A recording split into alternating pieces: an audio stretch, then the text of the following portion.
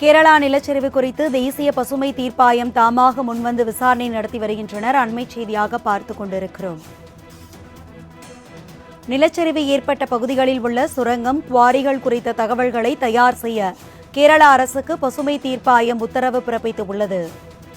நீதித்துறை உறுப்பினர் புஷ்பா சத்யநாராயணா, நிபுணர் உறுப்பினர் சத்யகோபால் அமர்வு விசாரணை மேற்கொள்கிறது. விவரங்களை செய்தியாளர் கிருஷ்ணமூர்த்தி வழங்க கேட்கலாம். வணக்கம் கிருஷ்ணமூர்த்தி, இது குறித்த முழுமையான விவரங்களை பகிர்ந்துக்குங்க.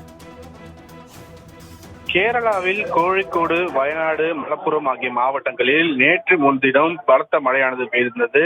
குறிப்பாக வயநாட்டில் பெய்த கனமழையால் நள்ளிரவில் பயங்கர நிலச்சரிவு ஏற்பட்டுள்ளது. வயநாடு மாவட்டத்தில் உள்ள மேட்டுப்பட்டி, சூரல்மலை, முண்டகை ஆகிய பகுதிகளில் அடுத்தடுத்து நிலச்சரிவுகள் ஏற்பட்டுள்ளது.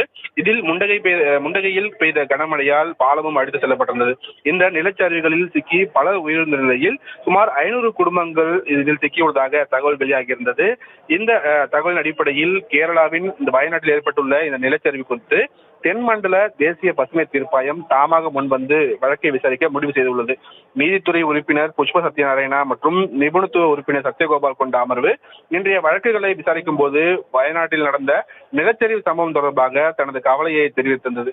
மேலும் இது தொடர்பாக சூமோட்டோ வழக்கு, அதாவது தாமாக முன்வந்து வழக்கை பதிவு செய்து விரைவில் பட்டியலிட பதிவாளருக்கும் அவர்கள் உத்தரவிட்டிருக்கிறார்கள். மேலும் நிலச்சரிவு ஏற்பட்ட பகுதிகளில் உள்ள சுரங்கம், குவாரிகள், சாலைகள், கட்டுமான திட்டங்கள் குறித்த விவரங்களையும் தயார் செய்யுமாறு கேரள அரசு வழக்கறிஞரையும் தீர்ப்பாயம் வலியுறுத்தியுள்ளது. அரசு பகிர்ந்து கொண்டமைக்கு நன்றி கிருஷ்ணா.